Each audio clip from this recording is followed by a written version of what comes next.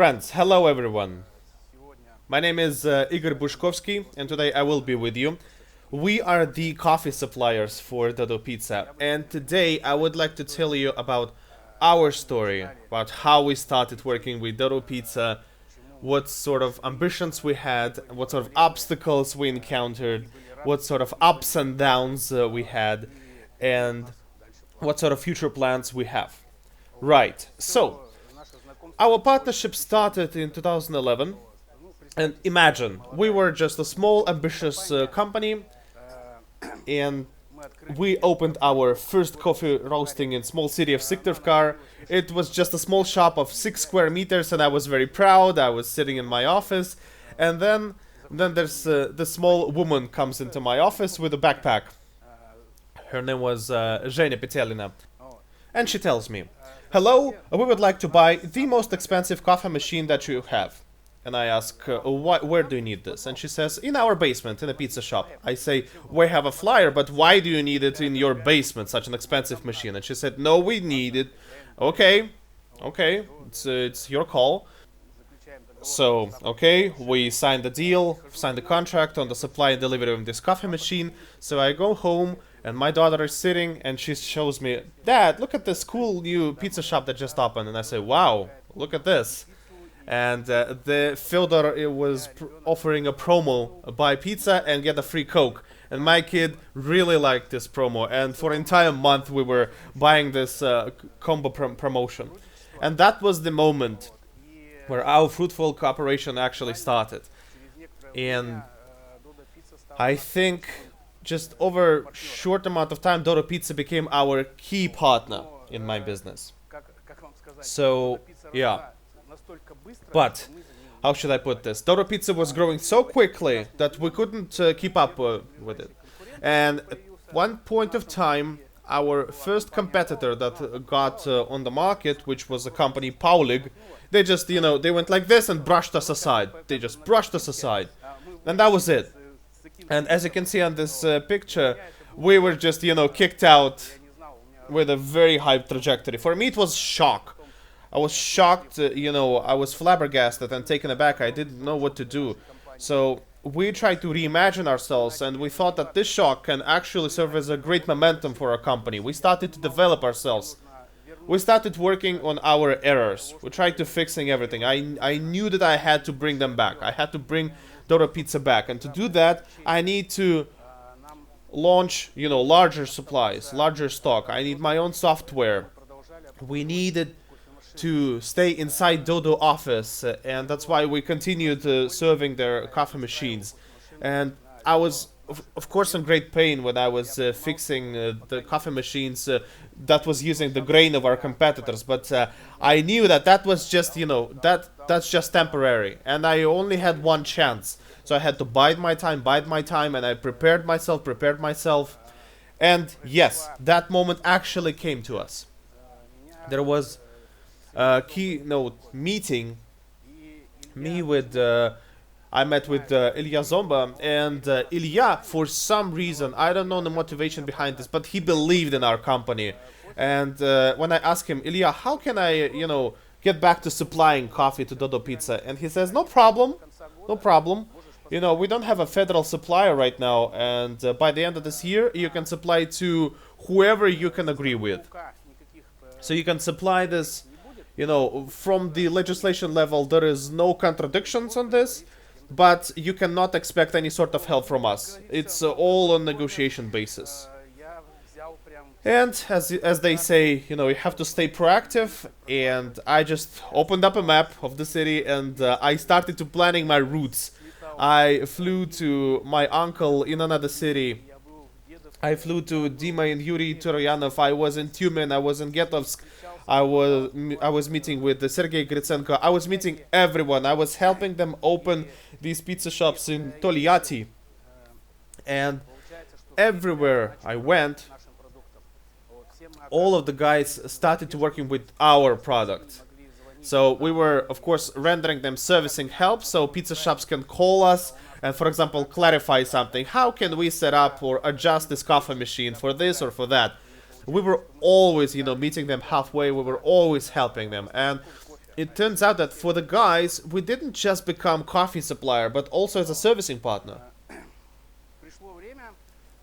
Right. So, some time actually passed, and Ilya noticed this work that I laid out the foundation for. So he calls me in May 2017 and he says, come to Moscow and I'll introduce you to high management. It's time to introduce you as a supplier of our coffee to 20% of our chain.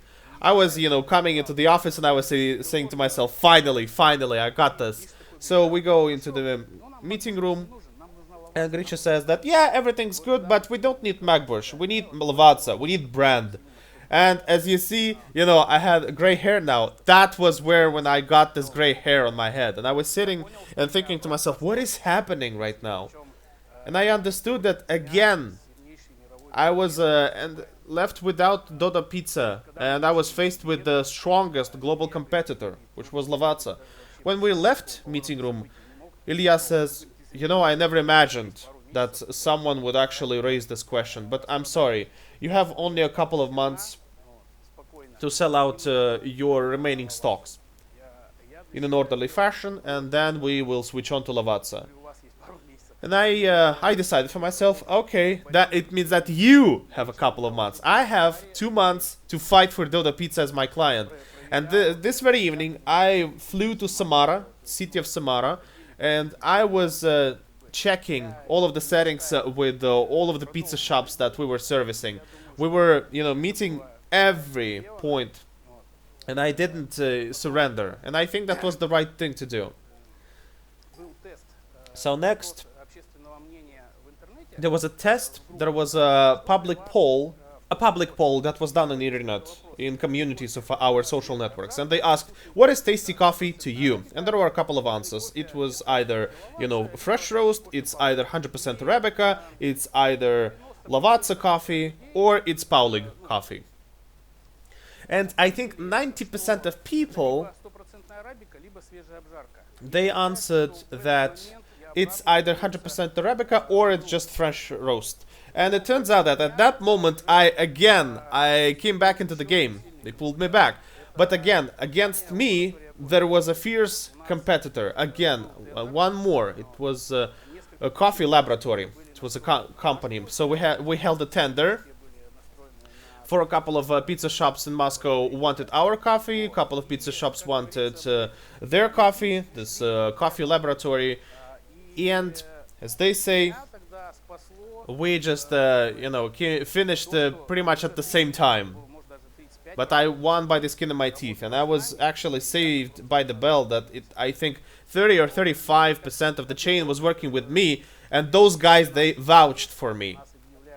And as a result, in 2018, we were announced to be as a federal supplier of coffee. And that then we started supplying both west and the east parts of Russia. So starting from 2018, I started to realize that my production again is lagging behind the production and the needs and necessities of Dodo Pizza.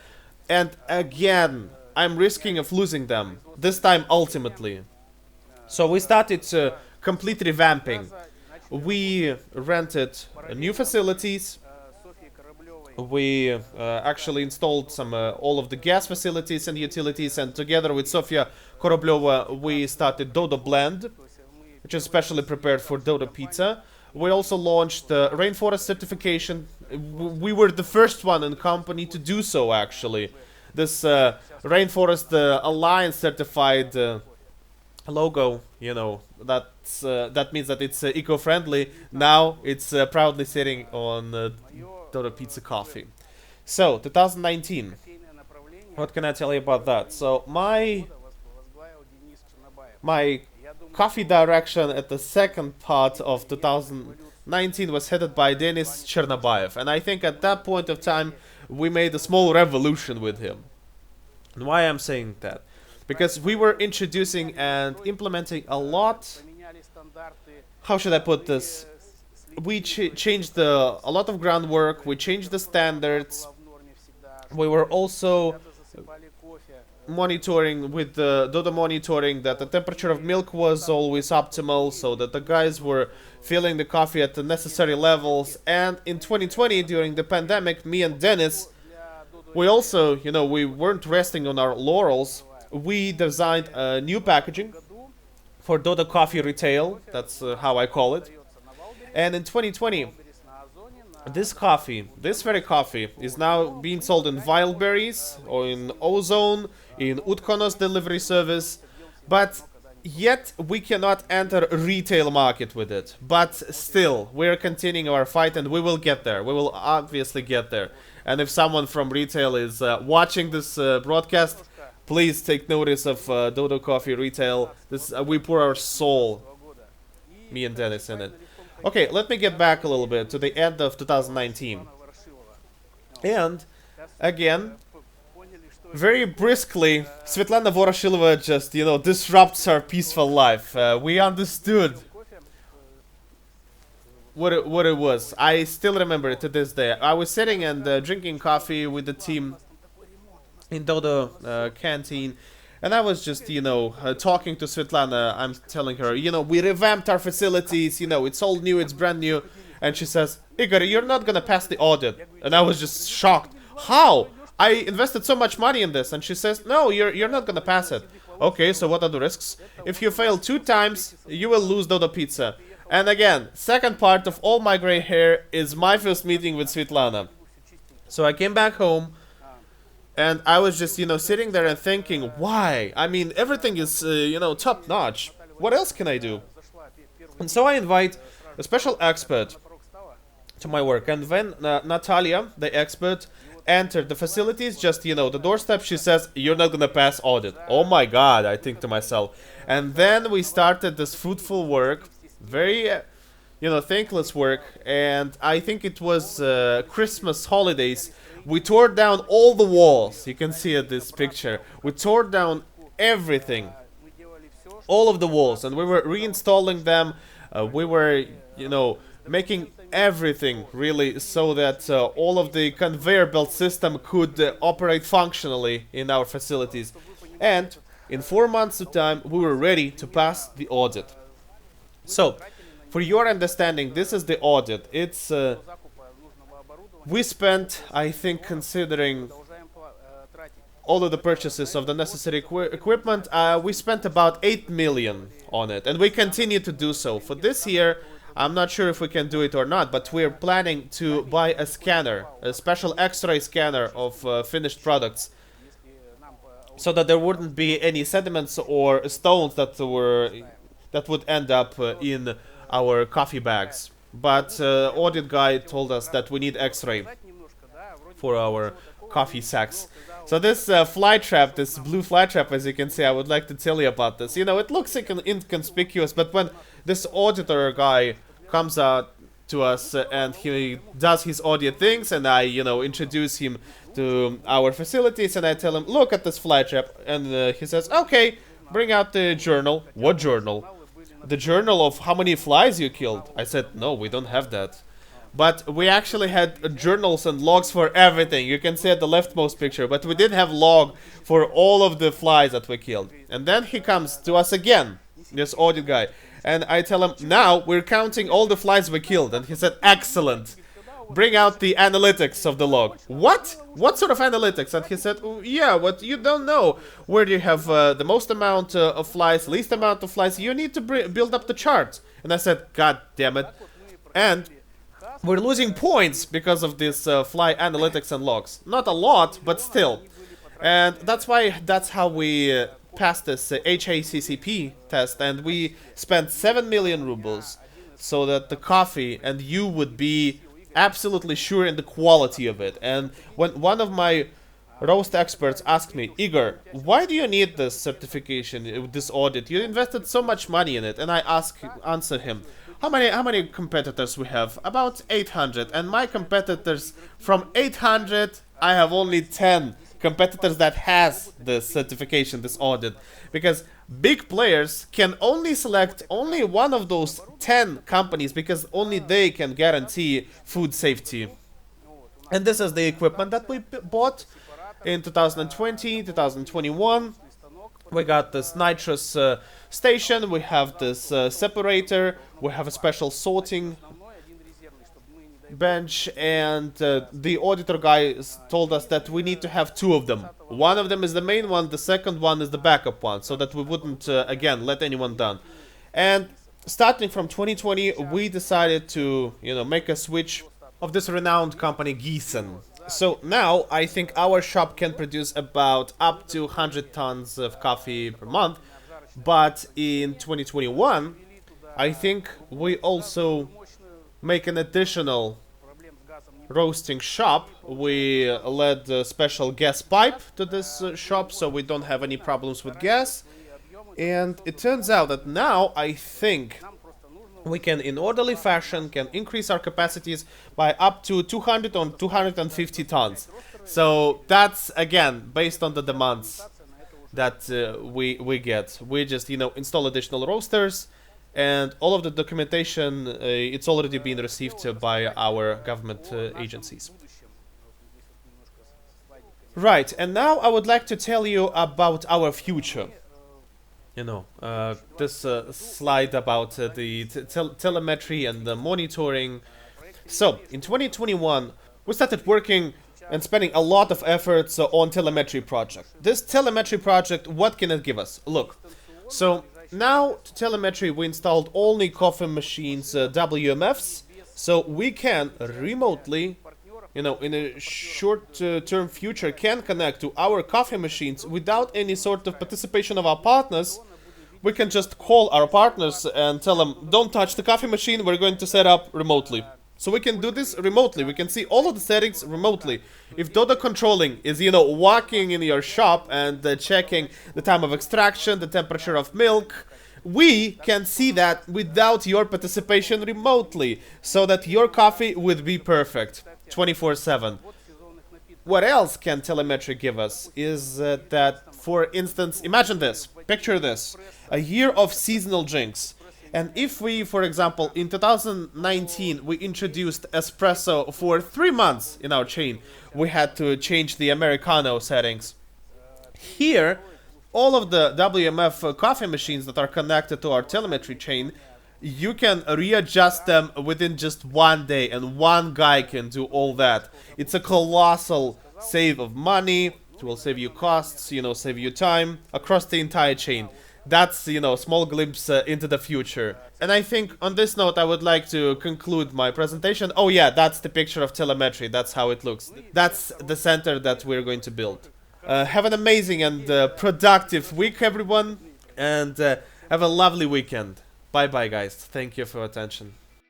So today we're opening Dodo Brand Business School. This is a mega project on the development of our managers, where we're going to develop our super team. So we're planning that in the next year the training will be passed by 600 people. We will have 3 different programs: basic, advanced, and master program.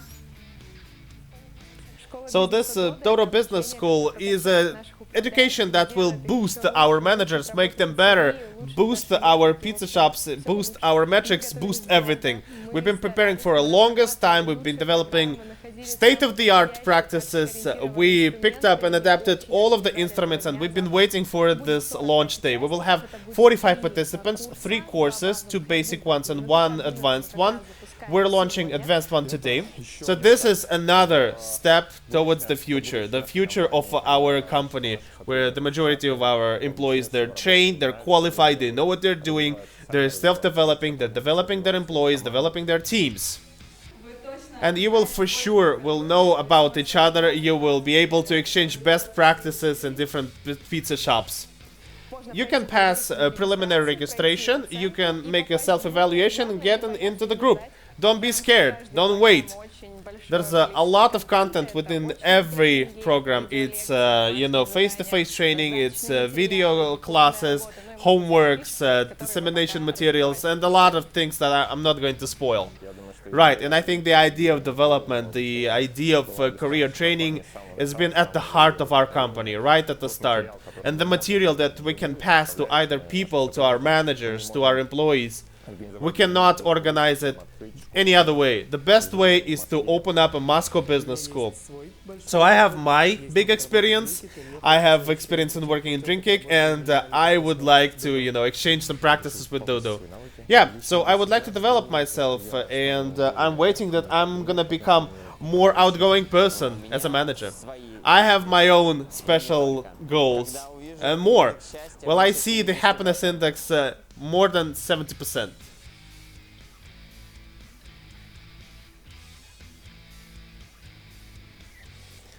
So, my only wish is just to take direct responsibility for the result of my training.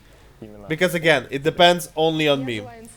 I wish to see a lot of insights, a lot of courage, a courage to implement, to adapt, to overcome, to be the first, to be the first. Yeah, not to be afraid of everything. It's better to do than not to do. More in loss and indecision than in the wrong decision. It's better to just, wake up earlier, to read this book, to go to this course, if not now, then sometime later.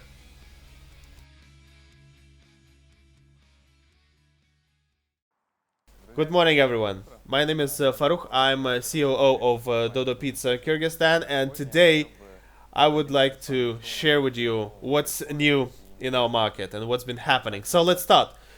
Okay, so we're developing ourselves in the city of Bishkek. It's our capital. Starting from 2016, we have 5 stores, 150 employees, and 3 types of our pizza shops that I'm going to tell you more about right now. So Bishkek 1. It's our very first pizza store, family friendly, young moms love it because we have a huge playground there. There are 3 big hallways and the rooms, and it's very popular among school children that they can play tabletop games or celebrate, their holidays. Next format is a food court restaurant. Actually, it's a one-of-a-kind pizza shop. In entire Dodo chain, there is no one like that. It's a food court, but it's also a restaurant. It's located in a very big children's store, and it's a food court, but we have our own seating there. We have 2 floors for that. It's a very big pizza shop. Of course, it's very popular among kids, especially they like to use it for big celebrations for 20 or 30 people and more. And this is our last format that we opened up just last year. This is high traffic pizza store, Bishkek 4, which is a very beautiful design. It's smaller than other ones. It's very popular among clerks, office workers that come to us to grab a lunch or just to grab a bite. And it's also very popular among young couples that like to come to this pizza store and maybe have a date there. So this 3 formats of our pizza stores and almost 6 years of experience helps us on a monthly basis to attract 3,100 new clients. Those are just new ones. But just recently, we started thinking that this is not enough. We want more. We want something else. And we started to think. So based on all of the previous slides, you probably understood that we have, young moms, we have children, we have teenagers, school children, students, we have office workers, but there's also a very large target group that we missed out. And who do you think we missed? Of course, those are dudes, or muzhikis in Russian language. We understood that we don't have a good offer to attract just adult males 30 years plus, that they just don't come to us. They don't order pizza, or they don't order, takeaway. And why? Because among men, pizza is considered to be, not at the top of the mind product. They just like something that contains more meat. And pizza for them is just a snack. It's just a snack, it's not a full course meal. So that's why we were thinking for some time, and we understood that we just need a new pizza. We need a new pizza that would have a lot of meat, a lot of toppings, and so that it would engage and attract these adult males of this very segment of their age and class. So we started working on that, and what do we get? We developed and launched the production of our own minced beef, which is actually cheaper for us to produce. cheaper than our local suppliers, and that is why, since our minced beef is cheaper, we can use larger portions as toppings in our pizzas without losing any sort of costs. So, we have developed our own recipe of this new pizza. We drew a scheme and design. We invited a photographer to make cool photos. We also ordered some editing of our photos, and voila! We got new exclusive Asian pizza that has, as you can see, a lot of meat, a lot of toppings, and it also has chili pepper, very hot. So, we can expect now that new pizza will help us attract and bring new clients, especially adult male.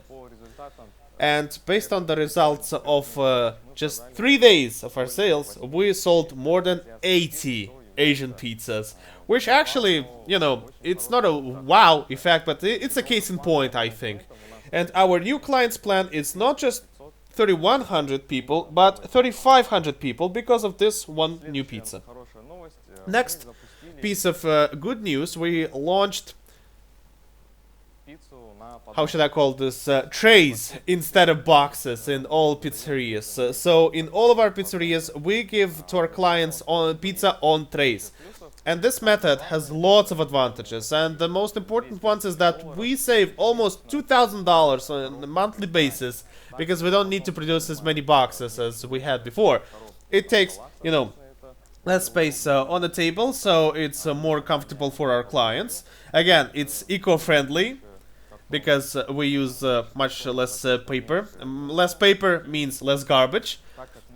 And since that we purchased these trays and they are made of stainless steel, they're very durable, and I'm sure that they will last us a very long time, for many years. But again, with advantages, of course, there can be some disadvantages, of course, and maybe the main one here is their appearance, their image. It's how they look. Of course, this tray is not, as slick as, wooden tray or our classic box, but we're trying to solve this. We buy, a lot of, this paper so that we wouldn't see this tray. Another disadvantage is heavy weight, and for our employees it's uncomfortable to carry more than 2 trays at once. And of course, since there are multiple use trays, they need to be washed, because they're not single use, which again causes for more operational activity on the spot. We also made a poll of 100 people on their satisfaction of these new trays, and here's what we got. The result is 4.4 out of 5. The majority, as you can see, 76% people gave us 5 stars. Again, not ideal, but still, I think it is worthy to pursue this. Also, along with the new trays, we just couldn't help ourselves but, launching this table-to-table delivery. So now we give these letters to our customers, thanks to which our employees can find our customers quickly and bring pizza to the table. Very good advantage of this is it's very customer loyal. Now, customers don't have to wait at the cash register, or if he forgot something, he can come back, and, he's not nervous anymore. He can just sit down and wait for his order to be brought to him, and client doesn't have to worry about anything. Another advantage, big advantage, is the speed of service, because previously, our employee was bringing it out to the takeaway zone, and he had to wait for the client, because client, he could have gone to the bathroom, or he's sitting down at the table and he has to approach this register. Now, we don't have to wait for anyone. We just, take out the pizza from the oven and you just bring it to the customer. It's 30 seconds tops.